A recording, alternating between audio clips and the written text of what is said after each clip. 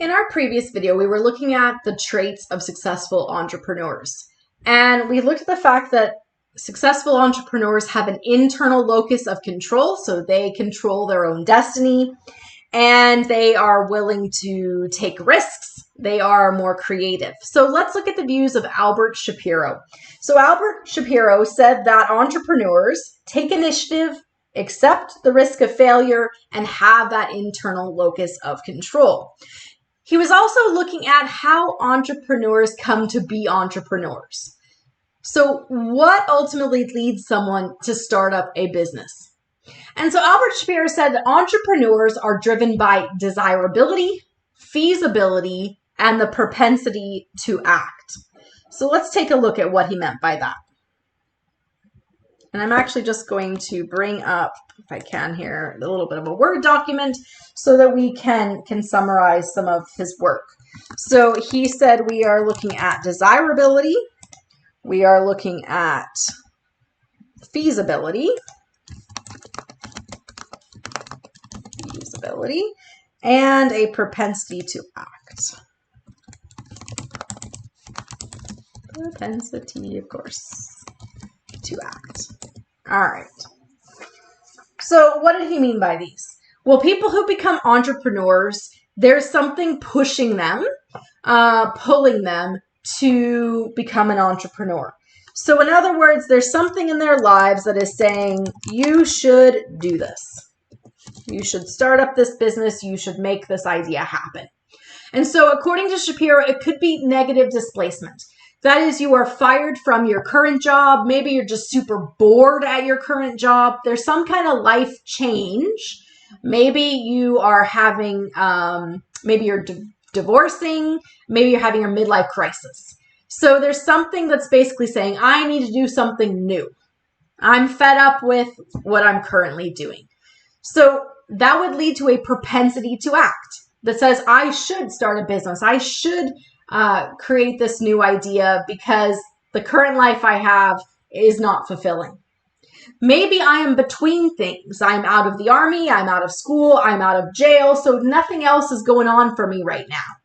So maybe I should make this business idea a reality because I don't really have anything else at the moment. I'm between.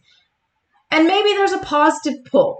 Maybe there are, maybe my significant other, maybe my mentor, friends, family are telling me you should do it. And people who might be investors, might be potential customers are saying, I would buy that. I would put money into that idea. So there's a propensity to act, something telling us that we should make this vision a reality. Okay? And then we have desirability. That is, you want to do it. So here you have people in your life that are saying, yeah, you could be good at this. So we have friends, we have family who are convincing us that we really want to do this. Maybe we come from a culture that is supportive of risk-taking, that is supportive of innovation. Maybe we come from a family of entrepreneurs.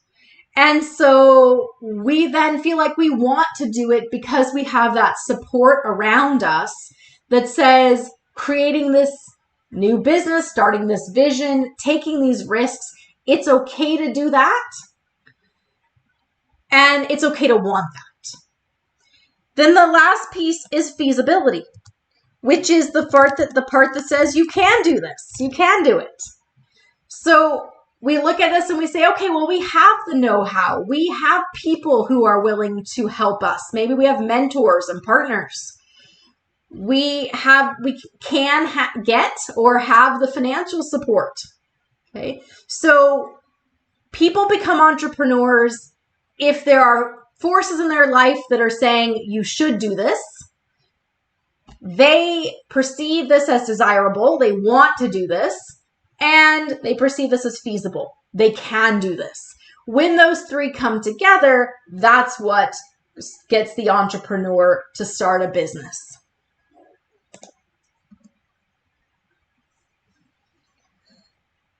So we've decided that we're going to start the business, that we have that desirability, that feasibility, that propensity to act. And we then say, okay, well, what do we need to do it?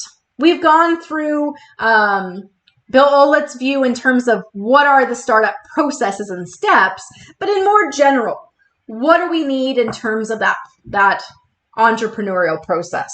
So we're going to look at the work of Jeffry Timmons, who is a professor of entrepreneurship from the US. And let's look at the Timmons model of the entrepreneurial process.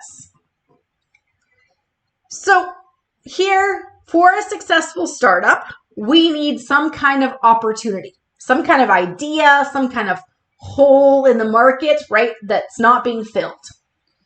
We need an intention to act on that opportunity. So what is it we could do to take advantage of that missing piece, that product that's not available on the market, to make that vision a reality? We also need a willingness to take risk. But the key feature we see here in this Timmons model of the entrepreneurial process is the line at the bottom. It's a balance beam. So we need to balance the risk and the reward. And so what's shown here in this Timmons model of the entrepreneurial process is that the role of the entrepreneur is to balance that uncertainty with the gain that we could receive from this idea, and that what we are doing is balancing not only the opportunity that we have, this hole we could fill, but also we need to balance our people and our resources. So he lists out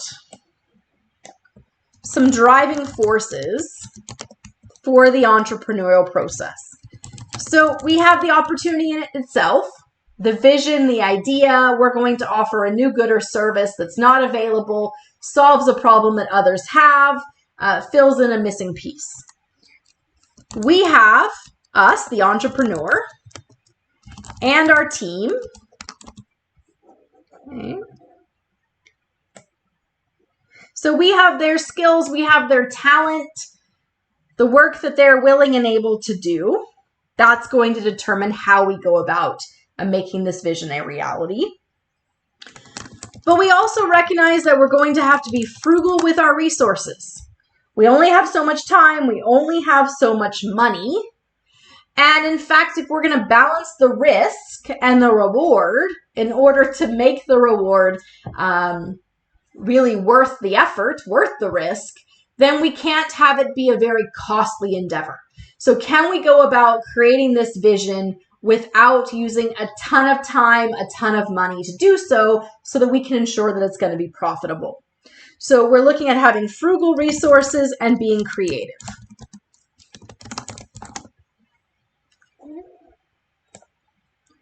And so as you are looking at starting up this business or creating this idea here, we have to balance and fit those three items that you see,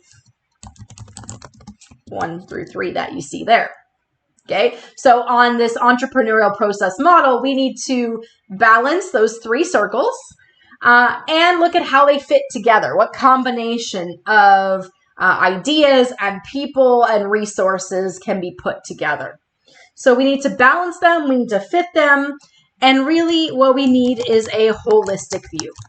So that's why when we zoom out and we look at this entrepreneurial process, you're looking at that bigger picture, how it all fits together, and back to that balance beam of risk versus reward.